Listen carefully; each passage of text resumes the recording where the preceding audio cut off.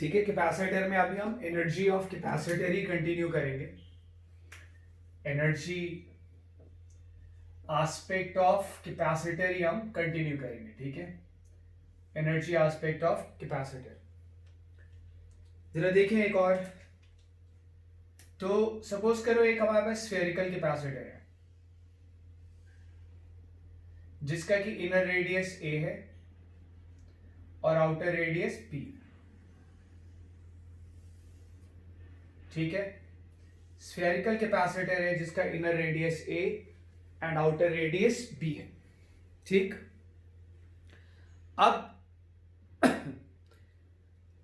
अगर ये कैपेसिटर है, हम इसकी एनर्जी निकालना चाहते हैं, तो एक प्लेट को हम प्लस क्यू चार्ज दे दें, दूसरे प्लेट को हम माइनस क्यू चार्ज दे दें। कितना होता है इसका कैपेसिटेंस? इसका कैपेसिटेंस होता है 4 pi epsilon not a B upon B minus A. तो कितनी एनर्जी आ गई इसकी एनर्जी आ गई क्यू स्क्वायर अपॉन 2c को यूज करेंगे, Q square upon 2c, c रखेंगे, क्या आएगा 8 pi epsilon not a b और ऊपर क्या चले जाएगा b माइनस ए। तो ये आई है कैपेसिटर की एनर्जी। कुछ नया नहीं, हमने कैपेसिटर की एनर्जी पढ़ा हुआ है, हमने उससे निकाल लिया। अब कैपेसिटर की एनर्जी ये वाली है कहां? ये देखें, कैपेसिटर की एनर्जी होती कहां है? कैपेसिटर की एनर्जी जो वो इलेक्ट्रिक फील्ड जनरेट करता है उसमें स्टोर होती है। ठीक है, देखें जरा, यहां पे इलेक्ट्रिक फील्ड कितना है? ये वाला पॉइंट इस छोटे वाले स्फीयर के अंदर का पॉइंट है ना? तो यूनिफॉर्मली चार्ज हॉलो स्फीयर की वजह से अंदर के पॉइंट पे फील्ड कितना होता है? 0। ये वाला भी यूनिफॉर्मली चार्ज हॉलो स्फीयर, उसकी वजह से अंदर के पॉइंट पे फील्ड, ये उसके लिए भी तो अंदर का पॉइंट है। तो बड़े वाले स्फीयर की वजह से भी इस पॉइंट पे, यानी वो पॉइंट जो छोटे वाले स्फीयर के अंदर है, तो छोटे वाले स्फीयर के अंदर है तो ऑब्वियसली बड़े वाले स्फीयर के भी अंदर होगा। आ रही बात समझ में? तो यूनिफॉर्मली चार्ज हॉलो स्फीयर की वजह से, यूनिफॉर्मली चार्ज हॉलो स्फीयर की वजह से अंदर के पॉइंट पे फील्ड कितना होता है? 0। छोटे वाले के लिए अंदर का पॉइंट है P, उसकी वजह से फील्ड 0। बड़े वाले के लिए अंदर का पॉइंट है P, उसकी वजह से फील्ड 0, नेट फील्ड 0। बाहर के पॉइंट पे देखें फील्ड कितना आता है। ये बाहर का पॉइंट है छोटे वाले स्फीयर के लिए, तो इसका सारा चार्ज सेंटर पे मान लो। बड़े वाले स्फीयर के लिए भी ये बाहर का पॉइंट है, इसलिए उसका चार्ज भी सेंटर पे मान लो। अब इसका चार्ज सेंटर पे मान लिया Q, उसका चार्ज सेंटर पे मान लिया माइनस Q, सेंटर पे चार्ज कितना आ गया? 0, और पॉइंट चार्ज का फॉर्मूला लगा दो। हॉलो स्फीयर का सारा चार्ज सेंटर पे मान के बाहर के पॉइंट के लिए हम पॉइंट चार्ज का फॉर्मूला लगाते हैं। तो इसका चार्ज सेंटर पे, इसका चार्ज सेंटर पे चार्ज कितना आ गया? 0, और 0 चार्ज आ गया, पॉइंट चार्ज का फॉर्मूला लगा दो, इलेक्ट्रिक फील्ड क्या आएगा? 0। तो क्लियर सी बात है कि इस हॉलो छोटे वाले स्फीयर के अंदर के हर पॉइंट पे फील्ड 0 है और बड़े वाले शेल के बाहर के हर पॉइंट पे फील्ड 0 है। ठीक है, तो फील्ड है कहां फिर? यहां पे, इस स्पेस में, यहां पे फील्ड छोटे वाले के लिए ये तो बाहर का पॉइंट होगा, छोटे वाले के लिए बाहर का पॉइंट होगा ये पॉइंट। तो छोटे वाले का सारा चार्ज सेंटर पे मान लेंगे और इलेक्ट्रिक फील्ड लिखेंगे। बड़े वाले के लिए ये अंदर का पॉइंट है, तो बड़े वाले के लिए की वजह से इस पॉइंट पे फील्ड कितना होगा? 0। बड़े वाले की वजह से इस पॉइंट पे फील्ड कितना होगा? 0। तो हम जरा ऑल्टरनेट देख रहे हैं एक बार इस कैपेसिटर की एनर्जी निकालने का। तो कैपेसिटर की एनर्जी कहां होगी? इसके द्वारा प्रोड्यूस किए गए इलेक्ट्रिक फील्ड में। इस कैपेसिटर का इलेक्ट्रिक फील्ड कहां कन्फाइंड है? इस कैपेसिटर का इलेक्ट्रिक फील्ड इस रीजन में कन्फाइंड है, बस यहां से यहां तक। इस कैपेसिटर का इलेक्ट्रिक फील्ड इस रीजन में कन्फाइंड है। बाहर 0, अंदर 0। यहां इलेक्ट्रिक फील्ड है, अभी हम निकालेंगे भी क्या है। और अगर इलेक्ट्रिक फील्ड इस रीजन में कन्फाइंड है, ठीक है, तो अगर इस रीजन के इलेक्ट्रिक फील्ड की मैं एनर्जी निकाल लूं, इस रीजन के इलेक्ट्रिक फील्ड की मैं क्या निकाल लूं? एनर्जी निकाल लूं, तो वो दरअसल क्या आ जाएगा, कैपेसिटर की एनर्जी के बराबर आना चाहिए। क्यों भाई, कैपेसिटर की एनर्जी मतलब उसके द्वारा प्रोड्यूस्ड इलेक्ट्रिक फील्ड में स्टोर्ड एनर्जी। अब इस कैपेसिटर के द्वारा प्रोड्यूस इलेक्ट्रिक फील्ड है कहां, यहां ए से बी में, ए से बी में। आ रही बात समझ में? इस जगह पे जो मैंने तुम्हें दिखाया, तो इस जगह पे जो इलेक्ट्रिक फील्ड है उसकी स्टोर्ड एनर्जी निकालें, इलेक्ट्रिक फील्ड स्टोर्ड एनर्जी, और वो दरअसल कैपेसिटर की एनर्जी ही है। कैपेसिटर की एनर्जी उसके इलेक्ट्रिक फील्ड में स्टोर्ड होती है। निकालें, कैसे निकालें? यहां से हम एक्स डिस्टेंस पे चले जाएं। क्यों जा रहे हैं एक्स डिस्टेंस पे, मैं तुम्हें बता रहा हूं। एक पॉइंट लेंगे, ठीक है, और एक हॉलोस्फीयर ड्रॉ करें, एक्स रेडियस का एक हॉलोस्फीयर ड्रॉ किया और dx थिकनेस का एक और।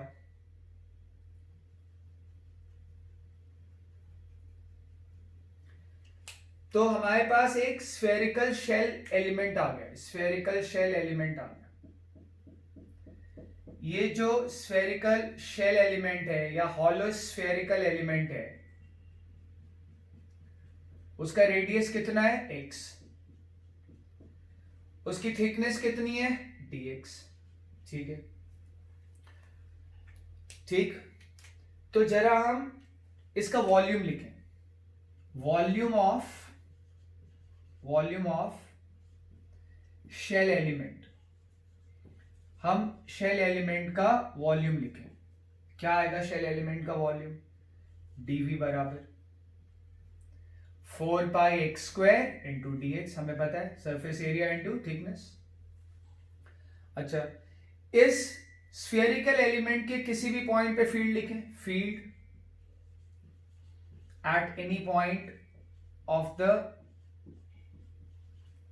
spherical shell of the shell element, field at any point of the shell element हम लिखें। शेल एलिमेंट का हर पॉइंट सेंटर से कितनी दूर है, x डिस्टेंस पे। शेल एलिमेंट का हर पॉइंट सेंटर से कितनी दूर है, x डिस्टेंस पे। बात समझ पा रहे हो? और शेल एलिमेंट का अगर हर पॉइंट सेंटर से x डिस्टेंस दूर है, ठीक है, तो हम उसके हर पॉइंट पे फील्ड सेम होना चाहिए। क्या है फील्ड, इसके किसी भी पॉइंट पे फील्ड लिखें। शेल के हर पॉइंट की सेंटर से डिस्टेंस x है, फील्ड लिखें किसी भी पॉइंट p पे। इस वाले के लिए p बाहर का पॉइंट है, बाहर का पॉइंट है तो सारा चार्ज सेंटर पे मान लो, और उसकी वजह से field away from the centre आ गया, E कितना आया, पॉइंट चार्ज का फॉर्मूला लगाएंगे। तो छोटे वाले स्फीयर की ऐसे यहां पे फील्ड लिखे पहले, क्या आएगा, 1/4 पाई epsilon not, charge upon distance का स्क्वायर, सारा चार्ज सेंटर पे मान लिया। अच्छा, बड़े वाले स्फीयर के लिए ये पॉइंट अंदर का पॉइंट है, यूनिफॉर्मली चार्ज हॉलो स्फीयर के अंदर के पॉइंट पे क्या फील्ड होता है, 0। तो बड़े वाले स्फीयर की ऐसे इस पॉइंट पे फील्ड क्या आ गया, 0। छोटे वाले की वजह से इतना है, क्योंकि वो छोटे वाले के लिए बाहर का पॉइंट है। क्लियर है ये? तो सारा चार्ज छोटे वाले स्फीयर का कहां पे मान लिया, सेंटर पे मान लिया। क्लियर? और ये हमने फील्ड लिख दिया पॉइंट चार्ज मान के। तो इस स्फेरिकल एलिमेंट के हर पॉइंट पे इतना फील्ड है। अच्छा, अब देखें जरा, what is energy density, what is energy density at everywhere, energy density at shell element. Shell element पे एनर्जी डेंसिटी कितनी है, ठीक है। शेल एलिमेंट के हर पॉइंट पे इलेक्ट्रिक फील्ड का मैग्नीट्यूड सेम है, शेल एलिमेंट के हर पॉइंट पे इलेक्ट्रिक फील्ड का मैग्नीट्यूड सेम है, ठीक है। तो एनर्जी डेंसिटी क्या आई, एनर्जी डेंसिटी आई half epsilon not E square, यही एनर्जी डेंसिटी का फॉर्मूला होता है। अगर एयर या वैक्यूम की बात करें, हमने डाइलेक्ट्रिक कोई मीडियम डाला नहीं है कैपेसिटर की प्लेट्स के बीच में, तो एनर्जी डेंसिटी आ गई half epsilon naught into e square, और ई कितना है, ये क्या आएगा, 1/16 pi square epsilon naught square q square upon x raise to the power 4। Clearly तुम देखो, जो एनर्जी डेंसिटी है वो एक्स पे डिपेंड करती है। सेंटर से जैसे जैसे डिस्टेंस बढ़ेगा एनर्जी डेंसिटी कम होती जा रही है। देखो एक्स डिनोमिनेटर में, सेंटर से जैसे जैसे डिस्टेंस बढ़ेगा एनर्जी डेंसिटी कम होती जा रही है। पॉइंट क्लियर है? आ रही है बात समझ में? इसीलिए हमने क्या किया कि एक स्फेरिकल शेल लिया, उस स्फेरिकल शेल के हर एलिमेंट, उस स्फेरिकल शेल का हर पॉइंट सेंटर से कितने डिस्टेंस पे है? एक्स डिस्टेंस पे। तो उस स्फेरिकल एलिमेंट के लिए एनर्जी डेंसिटी क्या है? Same, constant. भाई इस स्फेरिकल शेल के हर पॉइंट पे सेंटर से डिस्टेंस जो है वो कांस्टेंट है, यानी एक्स कांस्टेंट है उस स्फेरिकल एलिमेंट के हर पॉइंट के लिए। अगर मैं यहां से यहां आ जाऊं तब भी सेंटर से डिस्टेंस एक्स होगी, यहां से यहां आ जाऊं तब भी सेंटर से डिस्टेंस एक्स होगी, पर मैं अगर इधर चला जाऊं तो एक्स की वैल्यू बढ़ जाएगी। क्लियर है ये? इसीलिए हमने स्फेरिकल एलिमेंट लिया जिससे कि एनर्जी डेंसिटी उस स्फेरिकल एलिमेंट के हर पॉइंट पे, स्फेरिकल शेल के हर पॉइंट पे क्या आ गई? कांस्टेंट आ गई। अब अगर उस स्फेरिकल शेल के हर पॉइंट पे एनर्जी डेंसिटी कांस्टेंट है तो मैं energy stored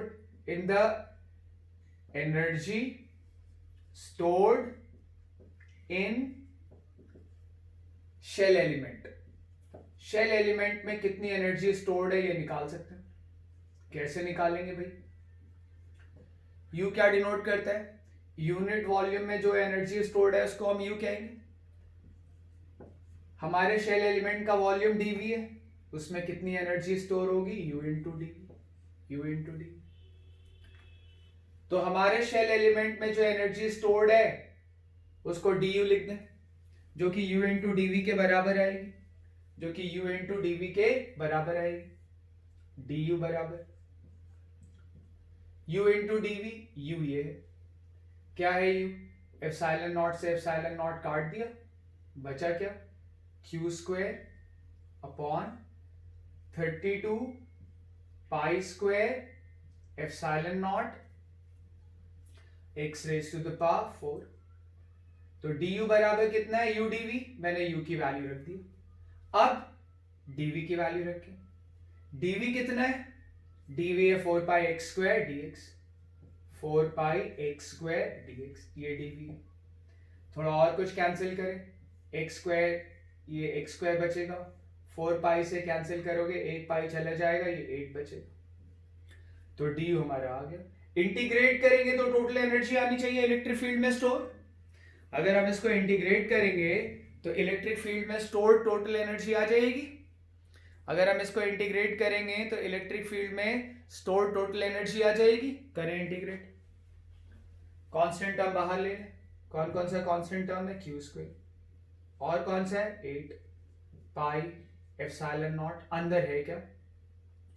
dx upon x square. अच्छा, ये इलेक्ट्रिक फील्ड में हम एनर्जी स्टोर निकाल रहे हैं। क्लियरली इलेक्ट्रिक फील्ड शुरू कहां से हो रहा है? यहां से। x क्या डिनोट करता है? सेंटर से डिस्टेंस। x क्या डिनोट करता है? सेंटर से डिस्टेंस।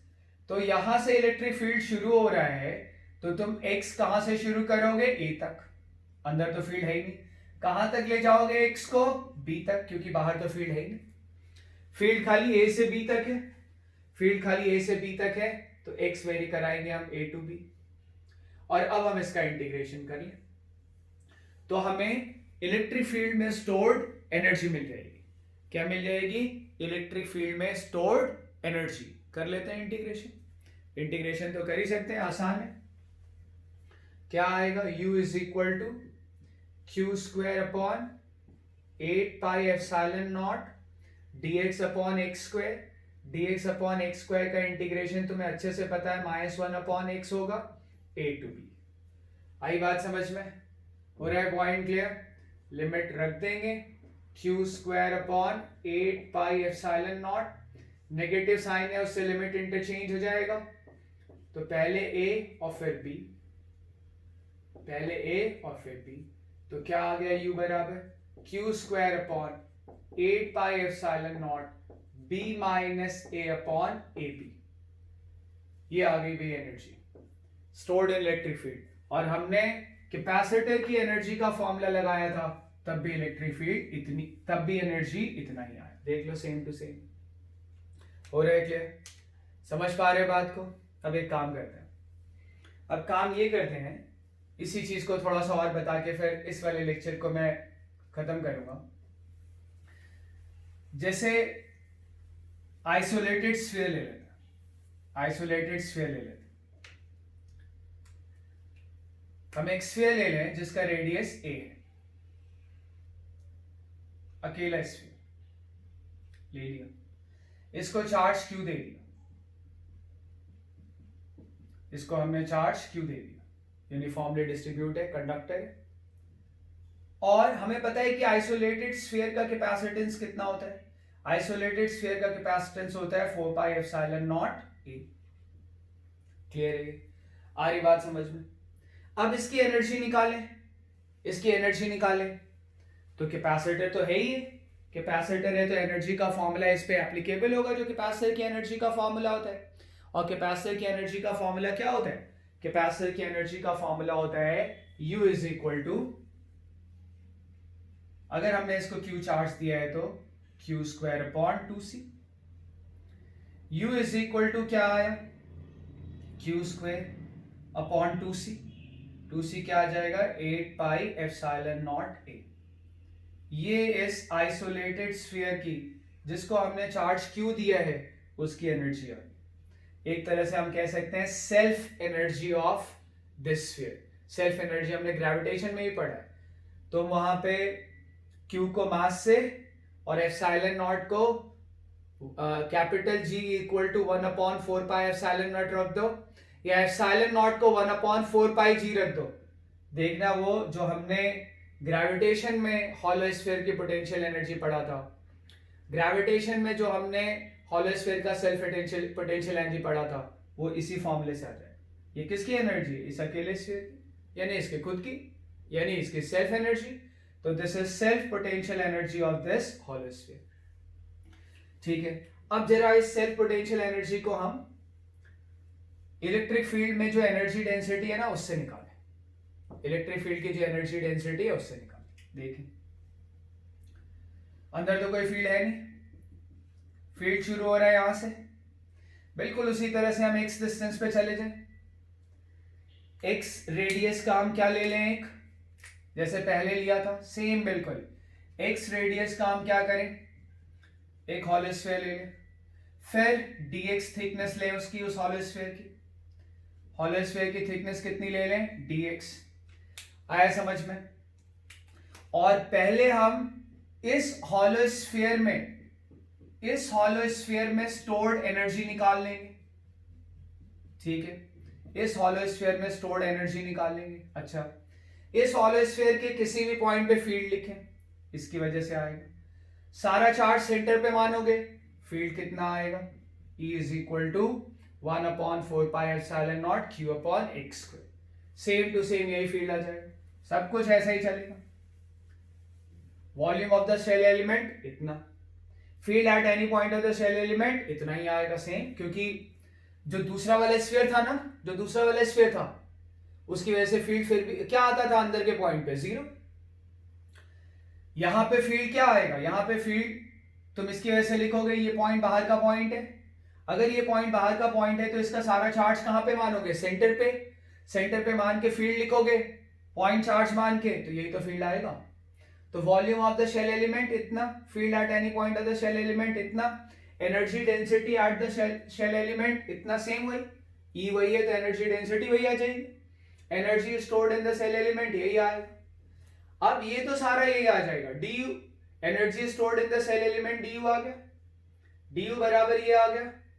ठीक है, अब बस यहां पे थोड़ा सा फर्क पड़ जाएगा। अब इलेक्ट्रिक फील्ड यहां कहां से शुरू हो रही है? A से, यहां से शुरू हो रहा है, यहीं से शुरू हो रहा है इलेक्ट्रिक फील्ड। अंदर तो फील्ड 0 है, x क्या डिनोट करता है? सेंटर से डिस्टेंस। तो इलेक्ट्रिक फील्ड कहां से शुरू हो रहा है? A से, जाएगा कहां तक? इंफिनिटी तक। इसकी वजह से इलेक्ट्रिक फील्ड कहां तक जाएगा? इंफिनिटी तक। आई बात समझ में? तो इसमें x को हम कहां से कहां तक ले जाएंगे? A to infinity, A to infinity ले जाएंगे, यानी जहां पहले B हुआ करता था वहां पे अब क्या आएगा? इंफिनिटी आएगा। U बराबर क्या आया? Q square upon 8 pi epsilon not. dx upon x square का integration -1 upon x a to infinity. आई बात समझ में? तो यहां पे अगर हम पोटेंशियल एनर्जी देखें तो क्या आया, q square upon 8 pi epsilon naught, minus sign है, लिमिट उल्टी लगाएंगे, 1 अपॉन ए -1 अपॉन इंफिनिटी। तो क्या एनर्जी आ गई इलेक्ट्रिक फील्ड में स्टोर्ड, ये 0 हो जाएगा, 8 पाई एप्सिलॉन नॉट इनटू ए।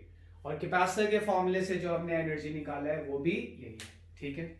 तो यहाँ पे मैंने तुम्हें थोड़ा एनर्जी ऑफ द कैपेसिटर के बारे में बताया, ये बात समझ पा रहे होगे। और अब जो है इसके बाद अगले लेक्चर से हम कॉम्बिनेशन ऑफ कैपेसिटर पढ़ना शुरू करेंगे, series combination of capacitor and parallel combination of capacitors, ठीक है।